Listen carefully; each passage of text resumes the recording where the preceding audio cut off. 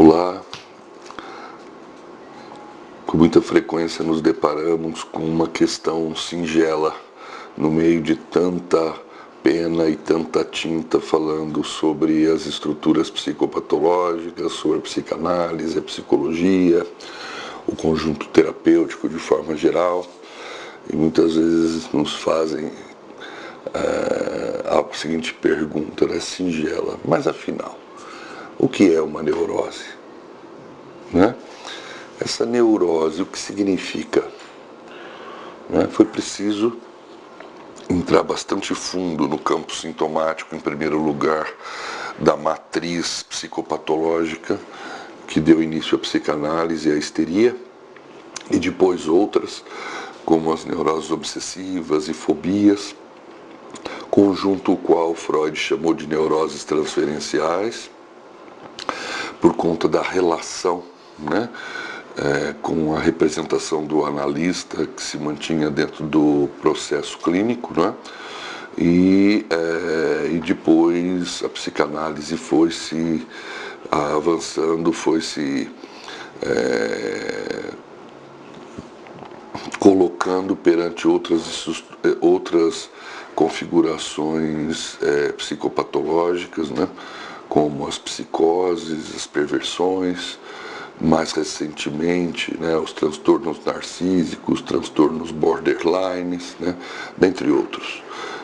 Mas o conjunto geral sobre a neurose continua o mesmo, porque se trata de uma configuração, de uma luta de forças internas ao psiquismo.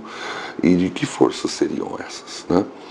E Freud, desde o início, vai, e ao longo de sua obra, naturalmente, vai nos mostrar que o conjunto da neurose, ela cria um campo sintomático que deriva, sintomas esses que derivam de uma luta, como disse, entre tendências divergentes no psiquismo humano, tendências opostas, que poderíamos simplificar como um campo de desejos e fantasias e pulsões, por um lado, e o que podemos chamar o campo dos mecanismos defensivos, por outro.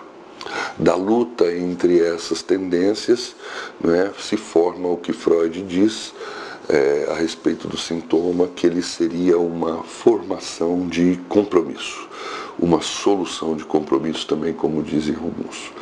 Ou seja, algo se criou dali daquela luta, mais ou menos como um campo, onde os que guerreiam ficam ali num jogo, vamos chamar assim, de equilíbrio instável no sintoma. Ou seja, a estrutura sintomática, ela exprime um conjunto de forças atuantes, mas exprime de uma forma absolutamente distorcida e que o trabalho clínico visa elucidar.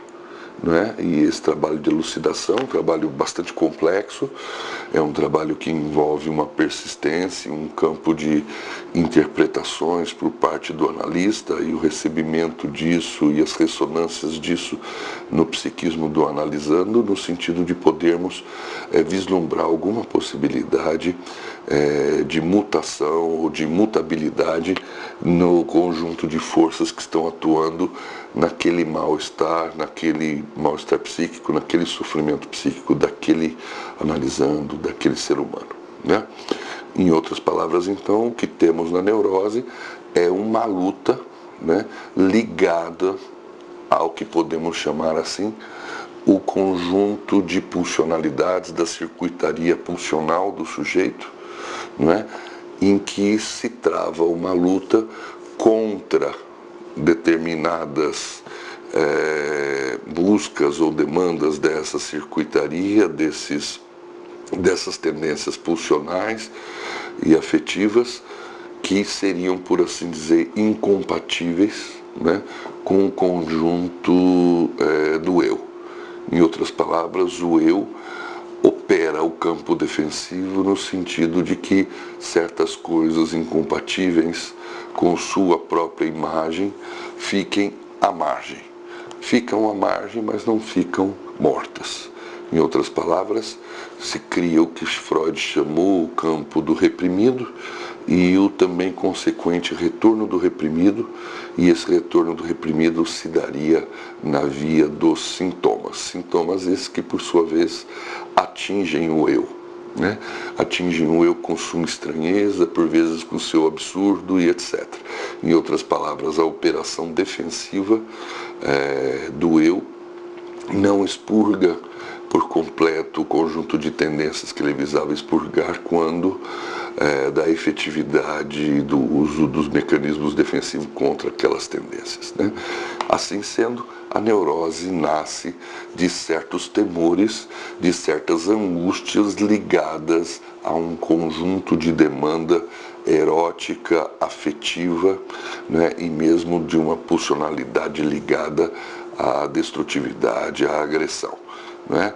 Dessa forma, o equilíbrio do eu no meio desse conjunto de tendências, por assim dizer, internas, junto à realidade externa, as demandas da realidade externa, da cultura, do campo sociocultural e também do seu sistema de ideais, que inclui, não vou detalhar aqui hoje, o superego, o ideal do ego e o ego ideal, no que diz respeito à neurose, fundamentalmente da ação de culpabilidade ligada à efetividade da ação do superego sobre o eu ou sobre o ego, ok?